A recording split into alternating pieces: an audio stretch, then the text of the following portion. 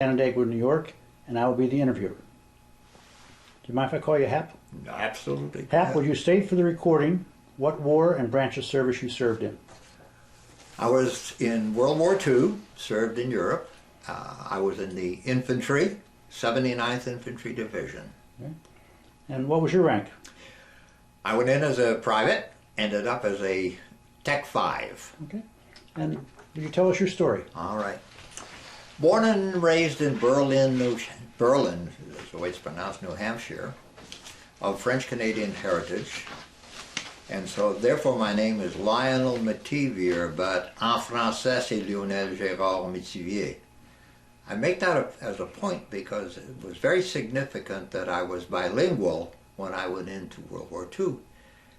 It provided me with a means of communicating that I would not have had if I weren't bilingual. I graduated from high school in 1944. Upon graduation, I had about a month and a half before I left for basic training in Camp Landing, Florida. I left New Hampshire on the 4th of August, went down to Camp Landing, Florida, to find that Florida in August, September, October, and November was very different from New Hampshire. It was hot, it was uncomfortable, it was sandy, and it was preparation, to the best of my knowledge, for where they thought we were going to go, which was the South Pacific. Basic training is not the nicest experience in the world. However, they did a very good job. They fed us well. For many of us, some of the southern food, like grits, was a little different. But everyone ended up by putting on a little bit of weight, firming up, and becoming much more physically active than they possibly could have been otherwise. Upon completion of basic training, which came in the latter part of December, I had a leave, went back to Berlin. I was there for Christmas, which was a joy, leaving the South, heading back north, came home, snow, it was cold, it was wonderful. I also realized at that point that I'd better get used to cold, because by that time I knew where I was going, and it was not the South Pacific. It was going to be Europe. They needed bodies.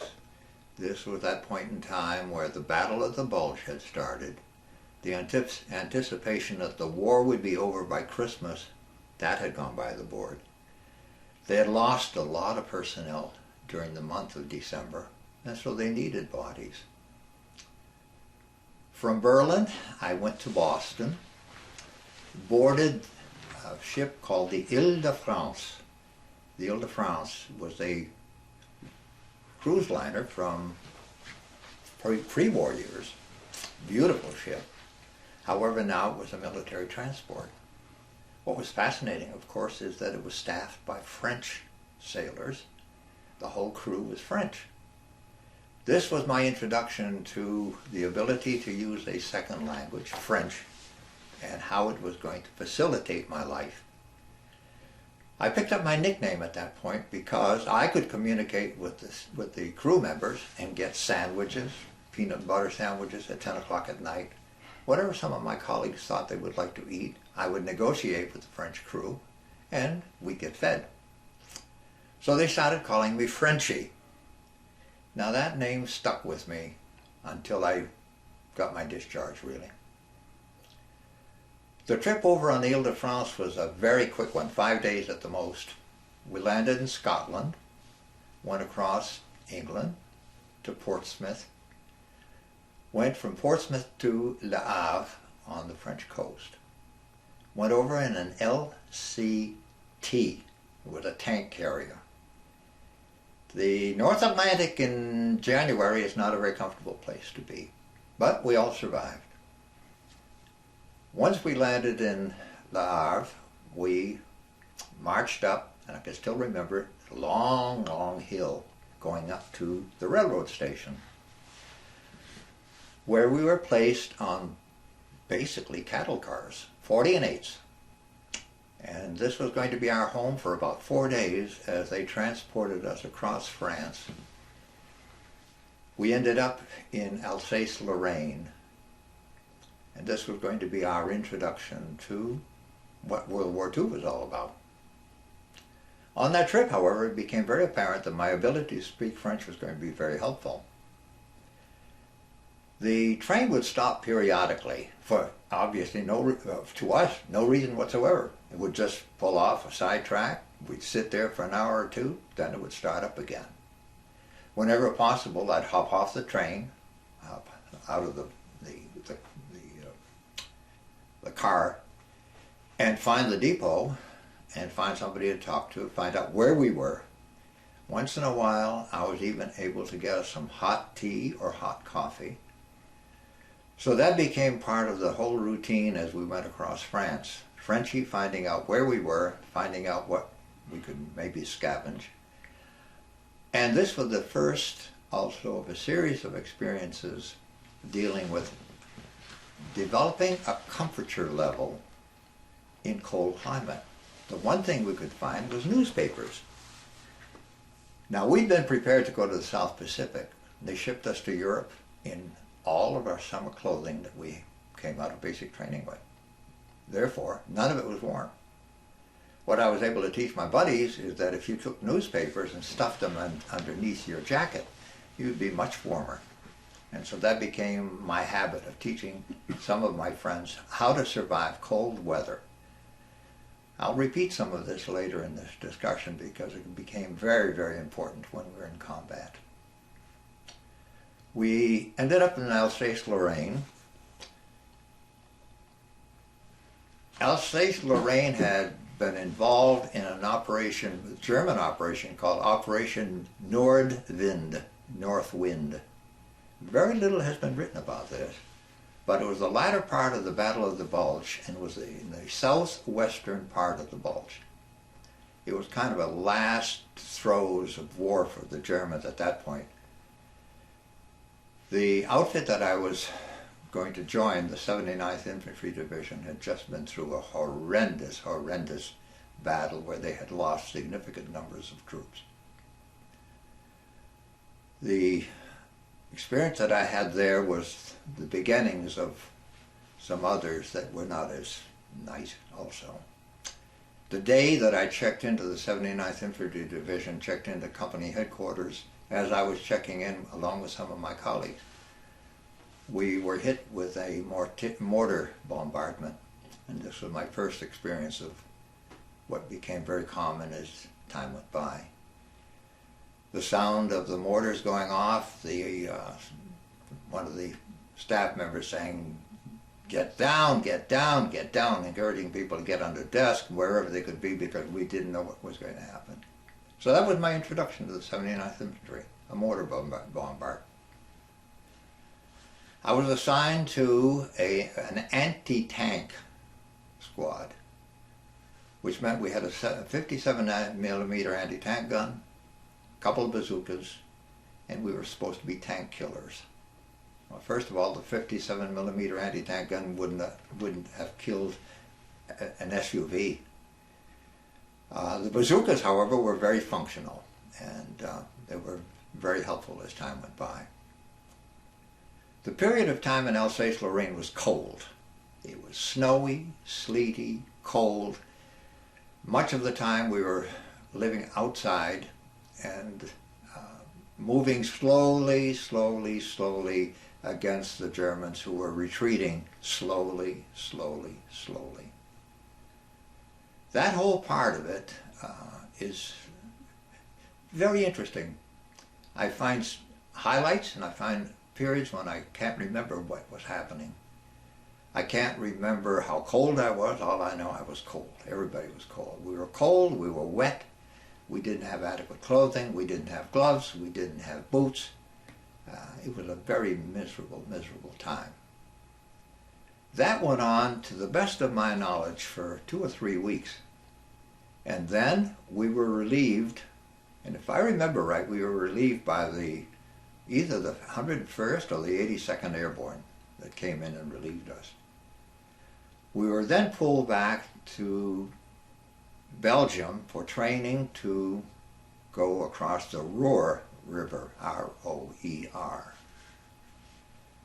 We were in Belgium for a short period of time, and this was a new experience for many of us. We were billeted with families. Now in Belgium there are two ethnic differences, two ethnic ethnicities. One is les Flamands, the Flemish, or les Wallons, the French. I was fortunate. I was billeted for 3 days with a family that spoke French, and they treated me like a king. Met many members of their family. Now they'd only been freed by less than 2 weeks, and so for them it was a joyous time to have us there. I'll digress a bit because from there we went and crossed the Roer River. Once we crossed the Roer, there was a break in the action, and a buddy and I were able to finagle a ride back to where we had been in Belgium to visit the families that we'd been with. I never could remember how I did this. All I know, the two of us got on a truck that was going back, and away we went.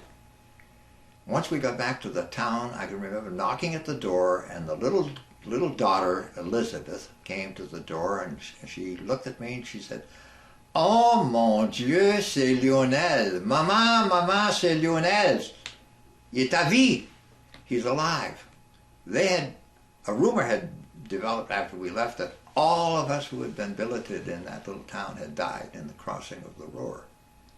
So all kinds of stories were told about what was happening to the forces.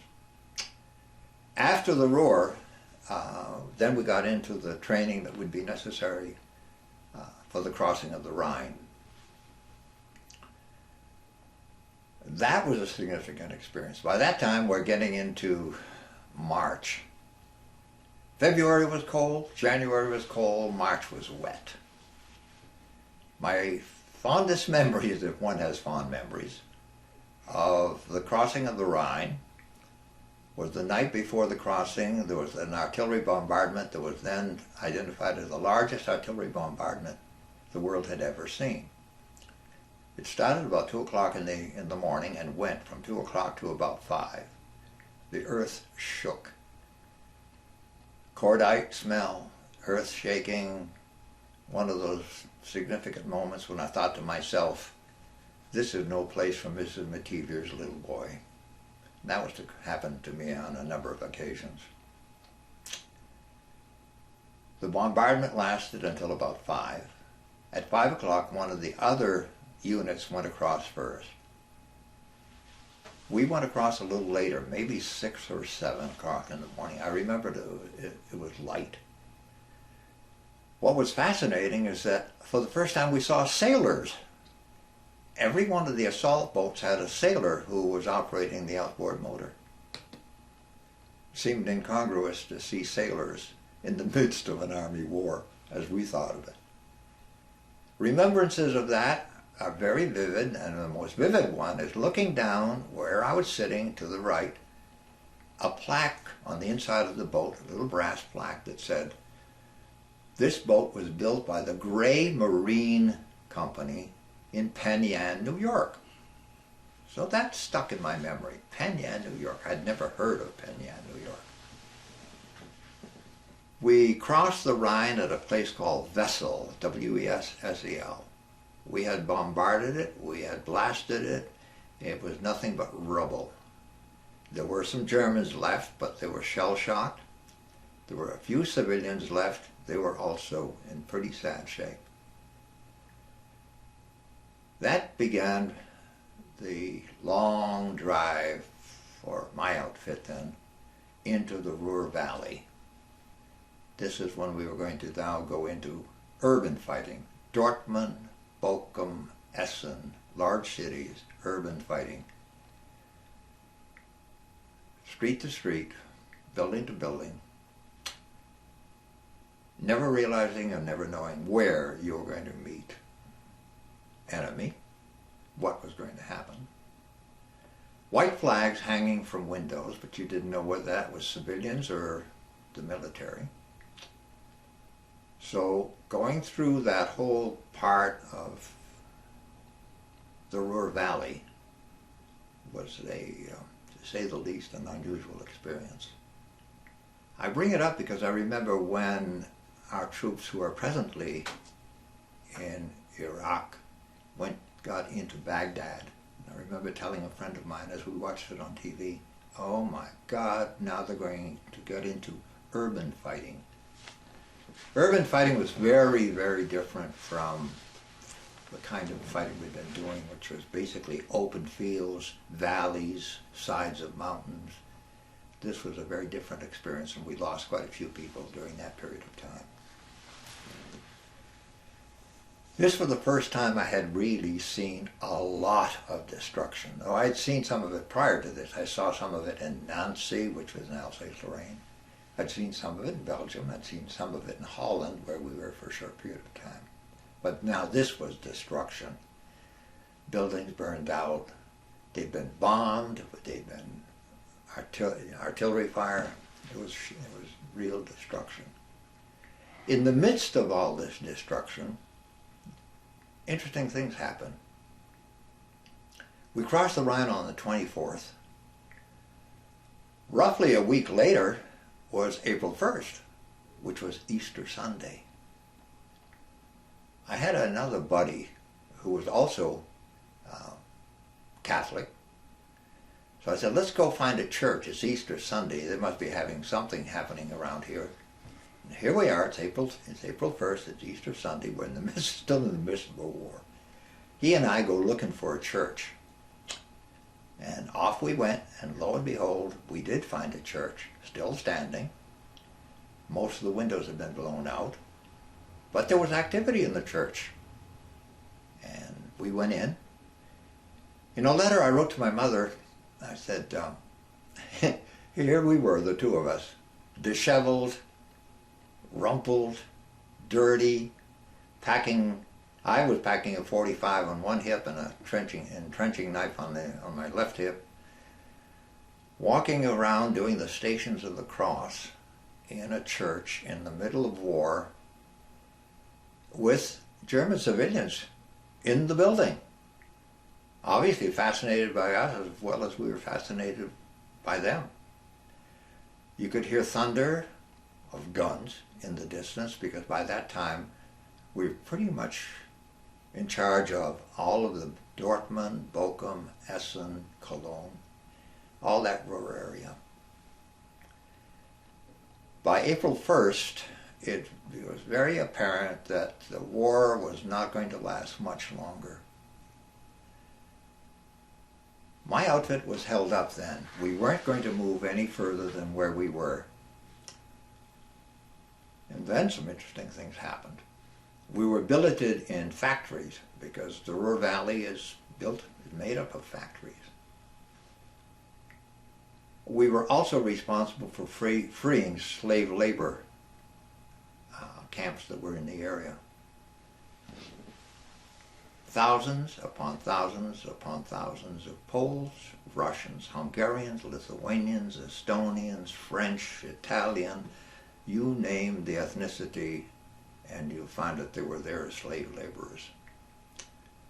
Many of them were already being processed to being returned home to their home countries. So we were part of that. We were involved in delousing. We were involved in scavenging clean clothing for them. And lo and behold, I never could figure out how this got going. But within a week, they had dances. And here we had Russian girls, Polish girls, especially Russians and Poles because there were so many of them. And off we would go in the evening to dances where the girls would be bussed in. They loved it because the one thing they were very fond of was Coca-Cola. They loved Coca-Cola, they loved white bread. So it was Coca-Cola and white bread for the young ladies, and it was champagne and sometimes beer for us. Interesting things that happened. The first night that we were at one of the dances, I ended up paired with a German girl because I could speak German. By this time, I was now fluent in German. And it was fascinating that this was a German girl with all these Russians and Polish. She had been very friendly with some of the Polish girls who had worked for her family. She'd been nice to them. And so, as a reward for her good behavior, she was now their friend, and they were taking her to these dances. One of the aside interesting things was that we, the 79th, have been responsible for taking that community and also for killing her father, whom, as she shared with me, was a real Nazi. So it was not surprising that he had fought to the bitter end. So here I was, dancing with a German girl in an environment of French, Italian, German, all kinds of ethnicities, on the basis of the fact that I could speak German. The period of time that we spent in the Ruhr was a calming influence on most of us, because lo and behold, while we were there, the war ended. I sent a letter home to my parents saying, the war is finally over. It was all very quiet. The only thing I remembered is somebody saying, it's about time the bastards gave up. And I'll always remember that statement. Now, what do you do when the war is over? You ought to be celebrating in some way. Well, there was a swimming pool. So we spent a good portion of the day lobbing hand grenades into the swimming pool. It made a hell of a noise because there was no water in the pool. And so we celebrated the end of the war by lobbing hand grenades into a dead swimming pool. A couple of other highlights. We were all formed out one morning, lined up, and coming down the line was an officer. I'd never seen him before. I didn't know where he came from. And our platoon sergeant. And they were handing out combat infantry badges. This blue badge with a rifle on it. Everyone received one. And we were told to wear them. None of us really knew what they were. And they weren't able to describe too much in terms of why were we wearing these. We were just told, oh, everybody who's been in combat deserves one of these, so you've all been in combat, so you deserve one. This, however, was going to become, in later years, the most important thing in my remembrances of the military, the fact that I could wear a combat infantry badge, which became a standard for those who had seen combat. About this time, it became very apparent that the war in Europe was over, demobilization was going to take place. However, there was a war in the other part of the world, and they were going to need troops there. So they started shifting troops around. The 79th was deactivated, and all of us from the 79th were then reassigned to other divisions. And I became then a member of the 1st Infantry Division, the Bloody Red One. It was kind of an interesting experience. All of a sudden, you leave your own division, you become part of another division, a division that had a fantastic history, with still the remnants of some of the 1st Infantry Division personnel who'd been with them for a long time. It was the second time where adjustment to being a new person in an organization happened again. Now this time I didn't have French to help me, but I did have German. So that was beneficial because I could still get things for my buddies. I could still be part of a community. The 1st Infantry Division was moved to Czechoslovakia. And I can still remember the long ride. By this time the war is over. We're moved to Czechoslovakia to participate in basically a repatriation project of taking all the Sudeten Germans who lived in Czechoslovakia and shipping them back to Germany. So our responsibility was to round up Sudeten Germans, give them 24 hours to pack up, put them on trains and send them back to Germany. None of us could really figure out what was happening. But this was policy, so we were there to enhance policy. A couple of highlights of that period of time were being asked as a division, not personally, but the division being asked to march in Prague, Czechoslovakia on the 4th of July in honor of Beneš, who was the president of Czechoslovakia, who had spent most of the war in England in absentia. So here we were, the 1st Infantry Division, marching down the main street in Prague, Czechoslovakia on the 4th of July. We were to stay overnight, which we did. We were given the freedom that evening to go out on the town, which we did. A couple of buddies and I went out and found a bar. We were having beer, as I remember it, because we'd been told that Czechoslovakian beer was very good, and they were correct, it was good. There was a conversation taking place in a booth, and one of the gentlemen from that conversation came over and said, "You're Americans?" We said, "Yes." He said, "Do you speak any other language but English?" And so one of my buddies said, "Well, here's Frenchy. He speaks French and he speaks German." So the guy said, "Could you come over and talk with us? Because he said, I'm here with some friends. They don't speak English, but one of them speaks German, one of them speaks French, they speak Czech." So I sat there and spent an evening. It was a fascinating evening because they were sharing information with me that I never realized was going to happen until later. First of all, they said, "You're only here for a short period of time. You're all leaving because this is going to be a communist country." Well, lo and behold, they were all communists. And so we had an interesting discussion, and they were correct. Shortly thereafter, we moved out, and the Russians moved in, and that was the end of the American occupation of Eger, where I was, and all of Czechoslovakia. We liked the Czechs. The Czechs were very friendly people, the ones that we met. We had social interactions with them, and they were very, very pleasant. I started dating a very lovely Czech girl, and I thought, this is a pretty decent life. Food is good, I'm dating, we're dancing every night. Beer, as I remember it, was like a nickel a glass. It's a marvelous life after the war. In the midst of all this, I got a request to report into the company office. Went to the company office, and the company clerk said, "Frenchy, you're being transferred."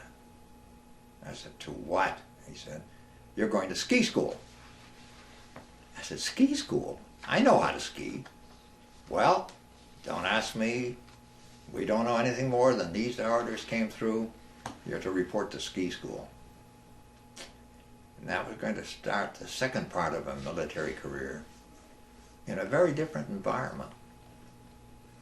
I packed up, left my darling little Czech girl, got on a train, was met in Munich, got into a Jeep, was driven to Garmisch-Partenkirchen, Germany, in the Bavarian Alps.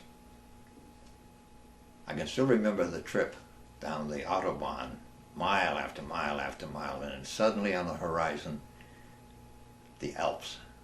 Now, I came from New Hampshire. I knew what mountains were, but I never had seen Alps.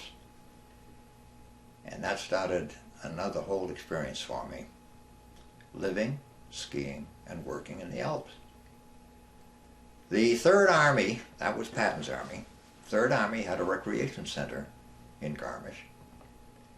Now, where they found us, I'll never figure out how the military was able to track down, right after World War II, in the midst of all that confusion, who skied. But they did. They ended up with about 12 of us from all over. Vermont, New Hampshire, Maine, Wisconsin, Wyoming, a couple of other western states. Ended up with a whole bunch of us who knew how to ski. The rationale for being there was not to learn skiing, but to become ski instructors. We lived on top of the Zugspitze for 2 months, skiing 8 hours a day. At the end of that period of time, there was a ski-off. I came in second, which meant that I was given an option of where I wanted to go. And one of the options was a place called the WWII, which is just down off the Zugspitze on a lake. And there I was going to spend the next couple of years. The first year skiing as a GI, teaching other GIs how to ski. They would come in on Sunday night, about 200 at a time, to the hotel where we stayed, and they'd be with us for a week. They'd leave on Saturday. We'd have Saturday night to ourselves, then Sunday another group would come in. Can we stop? Okay. So my moving then from the top of the mountain down to the lake set up a whole new part of a career for me. The IBC Hotel had rooms for roughly 200 and some odd guests, 5 of us GIs, a major, and 4 enlisted personnel ran this thing. All of the employees were Hungarians, Lithuanians, no French and no Italians. They'd already gone back, but many of the Baltic nation personnel were there. So it was an interesting experience to meet a whole new culture.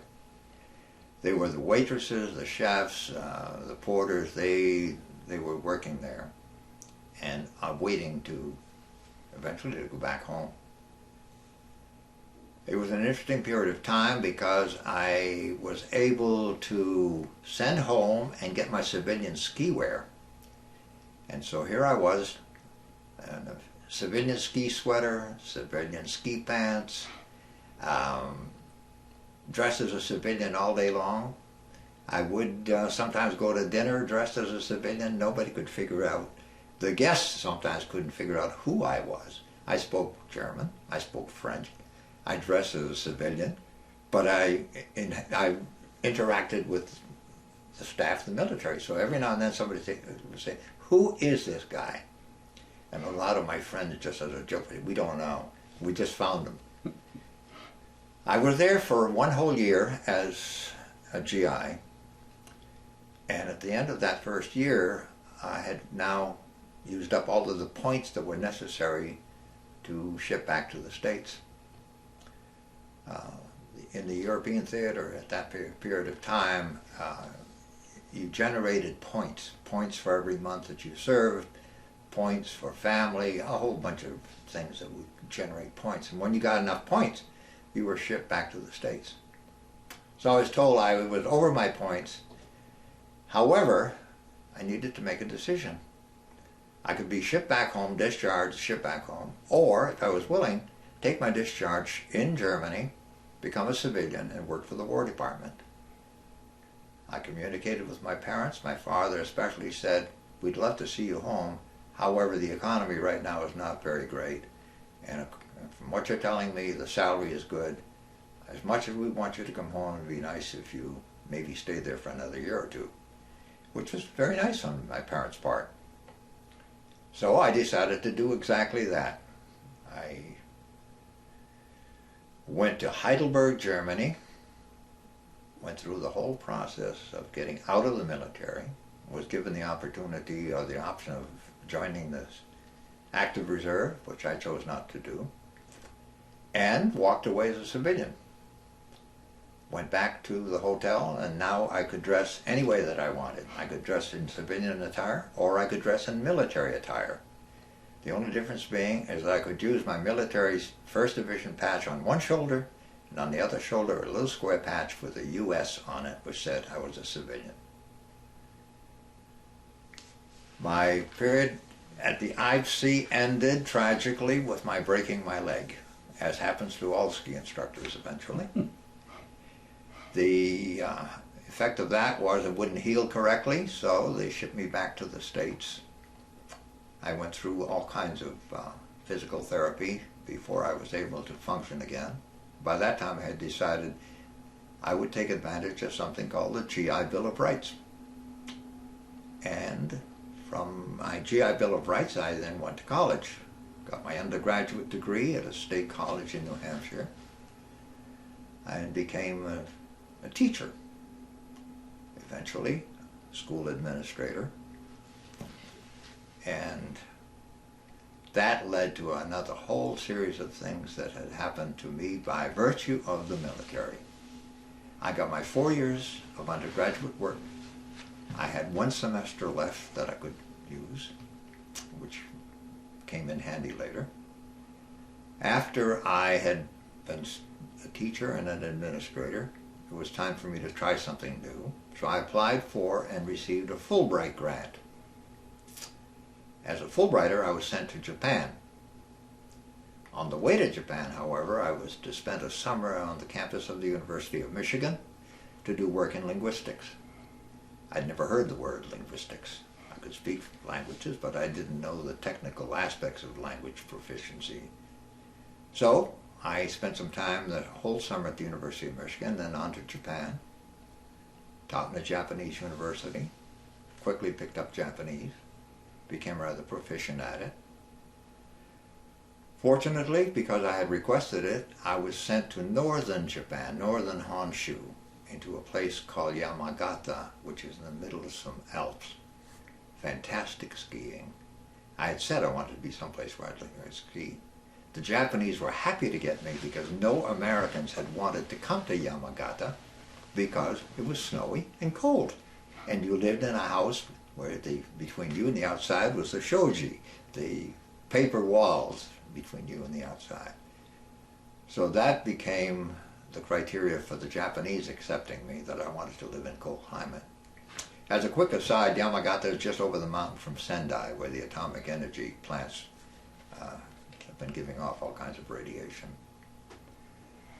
As part of my experience in Japan, I was asked to consider moving to Michigan after the experience was over, to pursue work leading towards a doctorate, which I did. So from Japan I went to Michigan. My first semester at Michigan was the last semester that the GI Bill would cover. However, the university was very good at providing me with tuition grants. And I stayed at Michigan, got my doctorate, which is a combination in leadership and Japanese studies. Taught at the university for 10 years, and then eventually left Michigan for New York and spent the next 25 years at a college in Brockport, New York, which brings us up to the point where I retired, and here I am. As I think back over that whole series of activities from a French-Canadian background kid in New Hampshire, 18 years of age, well, one would say wet behind the ears, yes. Leaving the hills of New Hampshire for the heat and the humidity of Florida to the cold and bitter, bitter weather of Europe during World War II, to then eventually becoming a ski instructor, becoming a civilian. All of these things would not have happened to me if I had not been in the military. I would have grown up in my hometown, gone to work for the Brown Company, a paper mill, and who knows what would have happened. For me, the military, unbeknownst to it and to me, provided me with the opportunities that I never would have had I not been part of the military. Yeah, I just like great story. I mean, Okay. Just wonderful. Can you expand a little more about the lessons you learned and how, not just the fact you used the GI Bill, but how, when you were a teacher, how did the military experience affect your teaching? I think I'll have to go back. You opened up a question that was fascinating when I think about it now. What impact did it have? When I started my undergraduate work, I had just come back from Europe. And basically now I was back in my own culture, back in the United States. I had made enough money so that I could buy a car. I was a freshman on the GI Bill. I had a car, and I whistled a lot. And one young lady in my psych class kept saying, "Oh, here he comes, Mr. Happiness again," because I whistled. And she shortened it to Hap. And that stuck with me, and the whole thing made an impact, basically, what I had gone through in Europe, what I had seen, the death, the destruction, the deprivation that people had to live with, made a significant impact, because what it made me appreciate everything that I had. It made me appreciate the education, made me appreciate my culture. It made me appreciative. Ergo, as I went into teaching, which, by the way, I've talked with many, many vets of World War II who went into teaching, social work, human services. There was something about that experience, of the service experience, that for many, many led them to being part of work that toward improving the quality of life for other people. So the impact of what took place made everything that was happening to me sweeter. It made me feel as if maybe it's not that I deserved it, but I warranted what was happening, and I appreciated what was happening. And I could share that with students, especially when I began working with only graduate students. I worked with people who were at the postmaster's level, many of them doctoral candidates working towards doctorates. And the whole idea that that your background, where you come from, what experiences you've had, should contribute to the way you look at working with other students. So for me, education provided me with an opportunity to give back. Basically give back to society. Because I'd seen what the other side could look like. Deprivation versus having a good education, having good friends. Yeah. And you also said you studied leadership at Michigan. Yes. And I just had a question about the officers and NCOs in combat. Mm-hmm. What did you think about their leadership? Well, there's nothing much I can say, because the ones I interacted with didn't last very long. We went through second lieutenants as if they were, interchangeable parts. There was only one second lieutenant who basically towards the end of the whole conflict was still with us. And he would have been, I imagine, all of 23 or 24 years of age. We liked him. We appreciated him. He was considerate. He didn't ask us to do anything that he wouldn't do himself. The major that I worked for at the hotel, he was of a different ilk. He was just finishing out his career. So for him, he was kind of a cool, aloof individual. Now, on the other hand, I met some very interesting personnel. The hotel where I worked, the IVC, was primarily for enlisted personnel. And they would come down there and have a wonderful time. And I had a group that kept coming back from an engineering battalion up in Munich. And one day they said, "Frenchie, we have a lieutenant that we really like.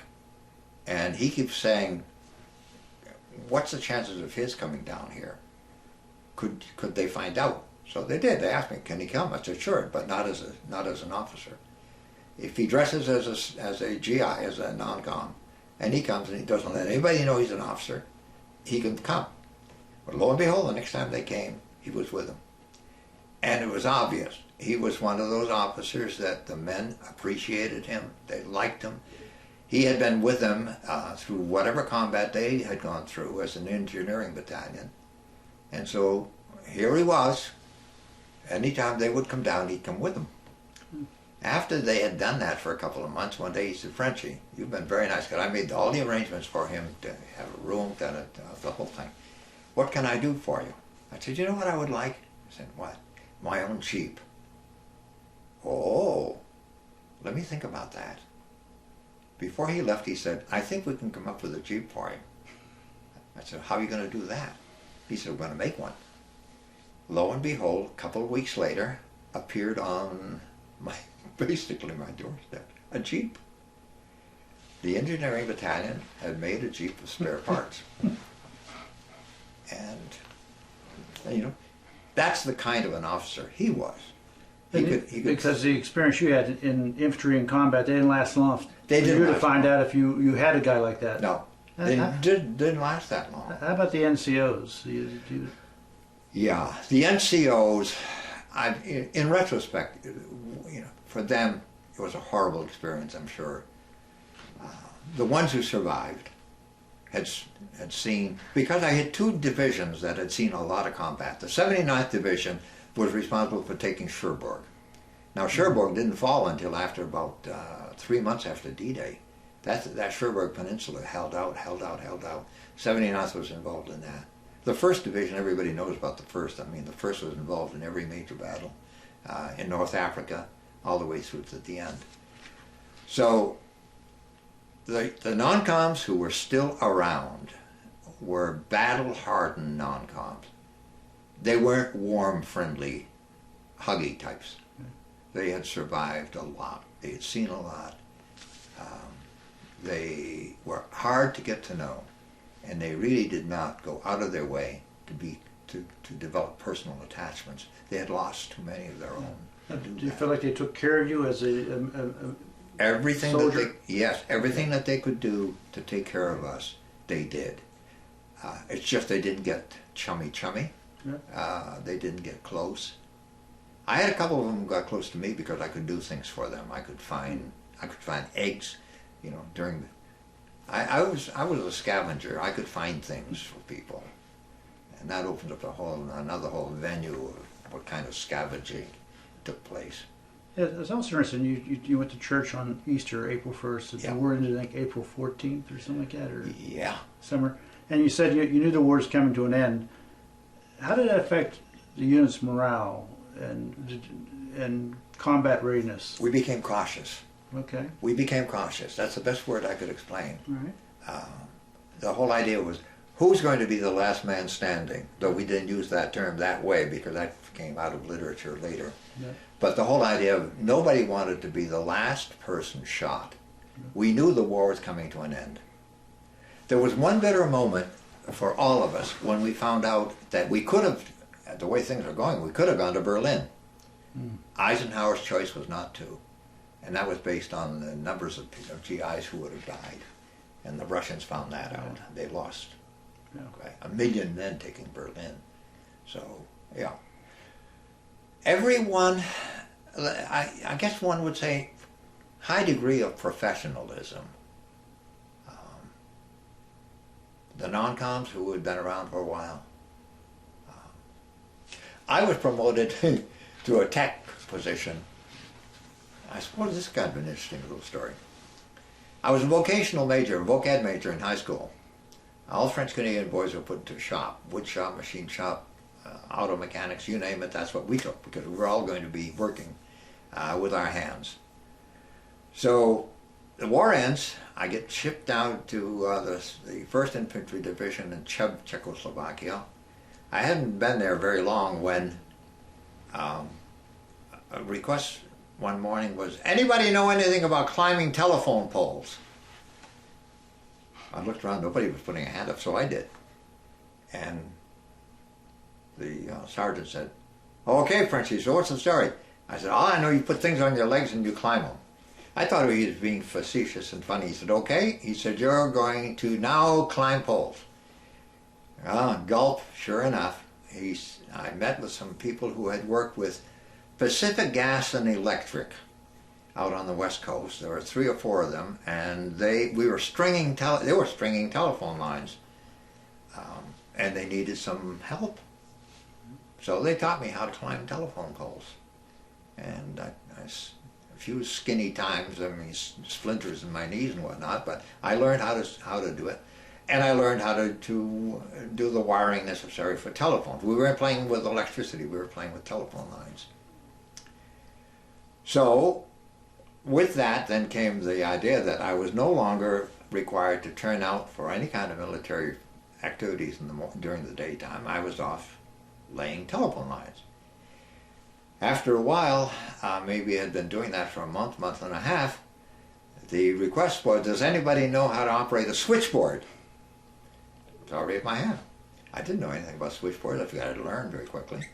And sure enough, they said, okay. I reported to the company office, and the guy who was being transferred back to the States was a switchboard operator. There were 4 switchboard operators who were on for 6 hours a day and on a rotating basis. So he taught me how to do the switchboard. The captain in charge of the company at that point said, Frenchie, he knew my nickname, Frenchie, where are you staying? And I said, I'm in a tent out on the out on a caserne, as a castle with grounds, and so I was living in a tent. Well, he said, anybody working for me can't be living in a tent. So he told the company clerk, find him a room. And by the way, what rank are you? Because I didn't have anything on my sheet. I said, I'm PFC. Oh, he said, we'll have to do something about that. 2 weeks later, I was a Tech 5. And that became my MO for being in the military. I was communications, Tech 5. So all circumstances, again, there were weird little reasons. I should never have volunteered, because you don't do that. I was going to say, usually everybody said never volunteer, but both times you volunteered, it worked out perfect. First time I thought they were being funny. Does anybody know how to climb telephone poles? I figured, what the heck, I'd go along with the humor of it all.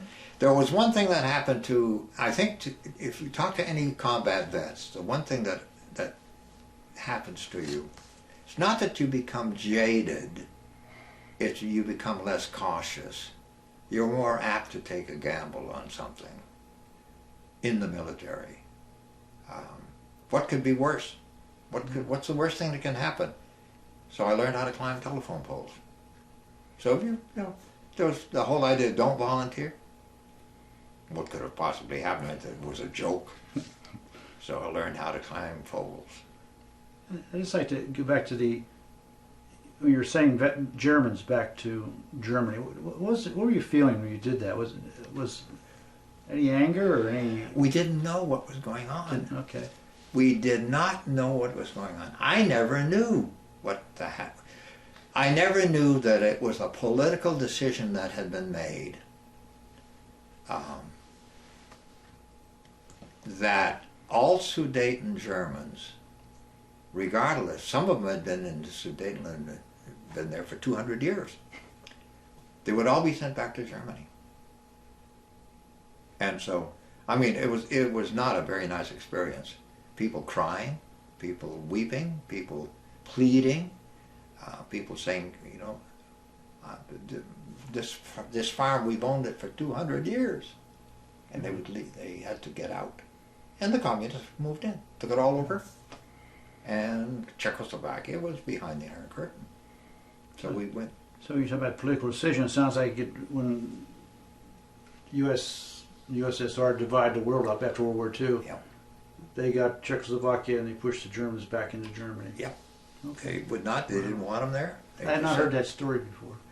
Nobody, well, very few people have. Yeah. And we would go in 6-bys into these small communities, round them up, take them into a delousing whatever station that we had.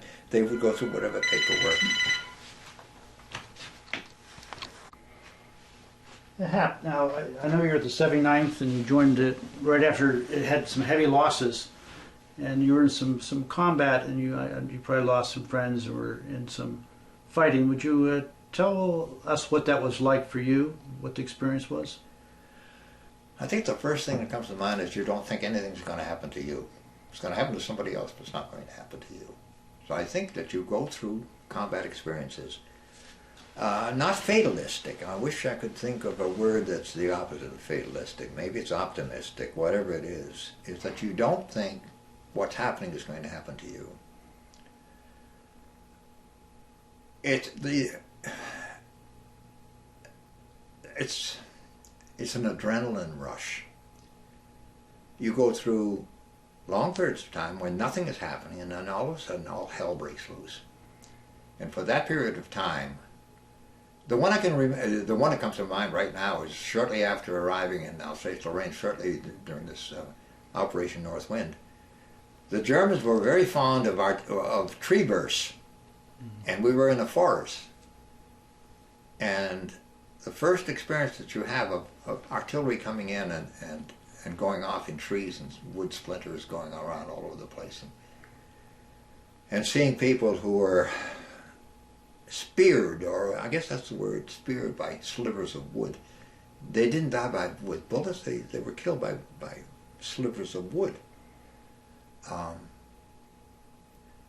So most of it, I think, in a nutshell, is these moments of sheer terror. Then all of a sudden it's all over with. And you feel, well, got away with it this time. I wonder what will happen the next time. The friends I lost, some of them were through wounds and they just went back and I never saw them again. A couple of them were just outright killed.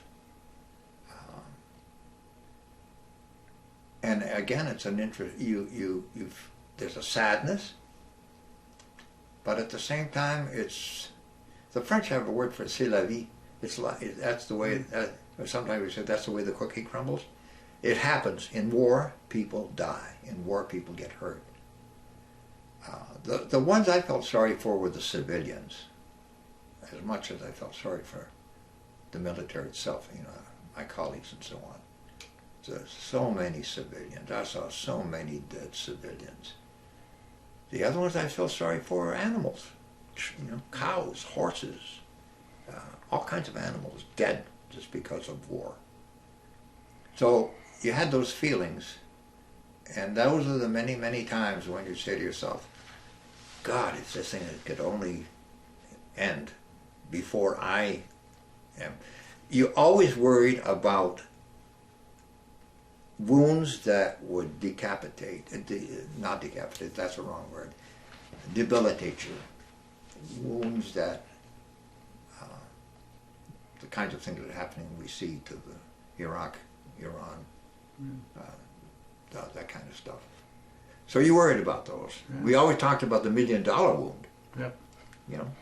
The leg, the arm, but the bad stuff. Watching somebody die who's been we call it gut shot. Somebody holding onto their abdomen is not a very nice sight. Mm. Or somebody crying all night long that you can't get through. And Germans as well as Americans. Mm. We'd hear them as well as we'd hear our own. Weird ones like, I told you I was part of an anti-tank platoon, an anti-tank squad. And one night being asked to, we heard a tank, everybody, they were all Tiger tanks, no matter what the tank were. We always knew they were Tiger tanks. So two of us went out with bazookas. We were told to go out with bazookas down to a crossroad with our bazookas, because if the tank came, we were to, use our bazookas on the tank. And I can remember when somebody says, I was so scared that I messed my pants. It was pretty close. Yeah.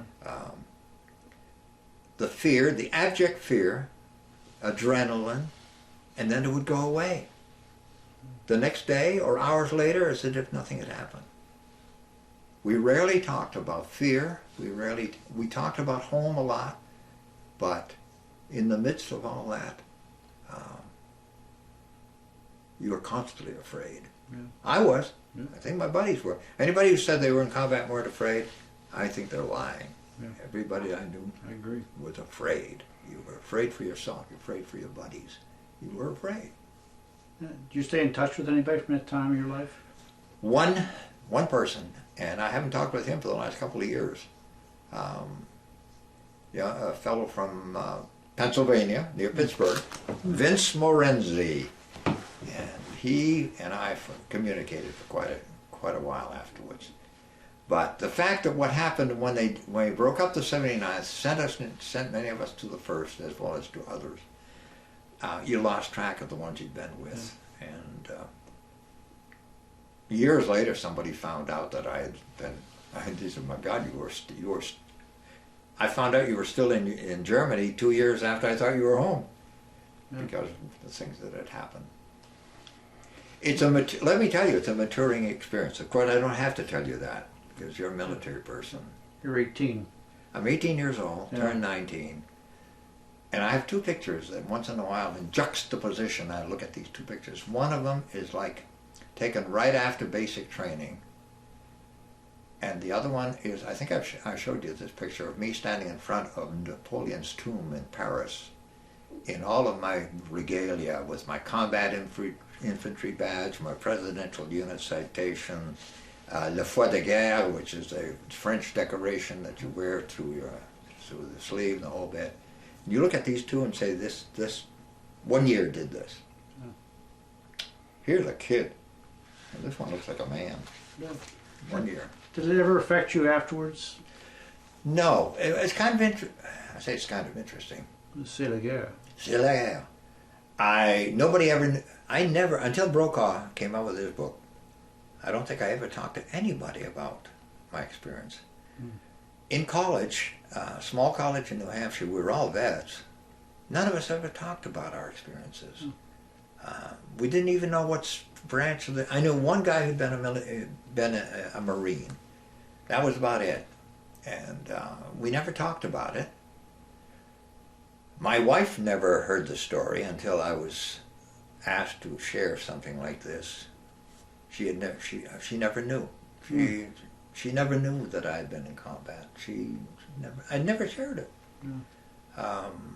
My brothers never knew until after the Brokaw book came out and became kind of an okay thing to say, yes, he's talking about my generation. This is who we were. A bunch of kids that went into the service, and we saved the world. Saved the world, and most of us were products of the Depression. Yeah. We grew up with very little. We were products of the Depression. I can still remember a lot of my colleagues in the military. If you talked about home, they all came from marginally economically well off. Yeah, we were Depression kids. We grew up. Yeah. So it just didn't occur to me. There are interesting parts. There are whole areas that I don't remember. All I remember is cold. I remember wet. I remember food deprivation. All kinds of things that I remember. But there are other whole things I don't remember. Weeks that went by that I don't remember. Months, basically, that went by I don't remember. I remember highlights, but I don't remember the thread that wove them together. Funny things I do remember. The night before we crossed the Rhine, we were on abutted to the British and Montgomery's troops. And we spent the evening until it became apparent it was getting dark. It got dark late. Sharing. They loved our K rations. They loved our C rations. They loved our cigarettes. They did not like our coffee. They did not like our tea. They didn't think much of tea bags. But the K rations, they loved the K rations and C rations. So we spent a whole evening sharing. They had canned. It was kind of a sheep, lamb, whatever it was that they had. It was pretty good. It was tasty if you warmed it up, and it was pretty tasty. But yeah. But there were vignettes. There were little things, flashbacks, vignettes that every now and then you say, "Wow, I forgot about that."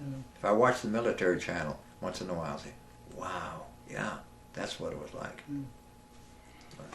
Well, it's again, it's a fascinating story, well told. And anything else you'd like to add? We're about out of time. I think it's appropriate that for recorded history that as many people as you can get to reminisce, to talk, to share, because once it's gone, it's gone. Yeah. And a lot of it will be 100 years from now. They'll be writing all of this stuff from documentation, saying, "Okay, I watched these things, and this is what they were saying." The one thing I will say, it changed my life. Sure as heck changed my life. Took me out of the hills of New Hampshire and led to a very decent life. Who knows what life would have been like. Living in a county has Penn Yan as the county seat. Did I tell you the story about what happened in terms of Penn Yan going over there looking for the marina? No. Maybe not. I kept saying, I've got to go to Penn Yan to find out where the boat people are that made the boat that took me across the Rhine River. So one day I was doing some work for the university, and I was over in the Penn Yan area, and I decided to look around and so on and so forth, and there was a bar. I figured, well, in a town like Penn Yan, go to a bar, they'll tell you where the businesses are. I walked into this bar, and there was a table with some elderly gentlemen. So I went over to them, introduced myself, and I said, by the way, I'm a GI from World War II. I crossed the Rhine in a boat, an assault boat, made here in Penn Yan, New York by the Gray Marine Company. Where are they? And the guy said, you missed it by 2 weeks. They closed up 2 weeks ago. Isn't that interesting? That's amazing. Amazing. By 2 weeks. 2 weeks. He said 2 weeks ago they closed the whole thing down. Yeah, but I could still see that plaque. Yeah. Penn Yan, New York. Well, I'd like to thank you for the interview and thank you for your service, and I look forward to spending time with you in the future. Well, there we go. Yeah, and it'll be interesting to see how that, what it comes out for you.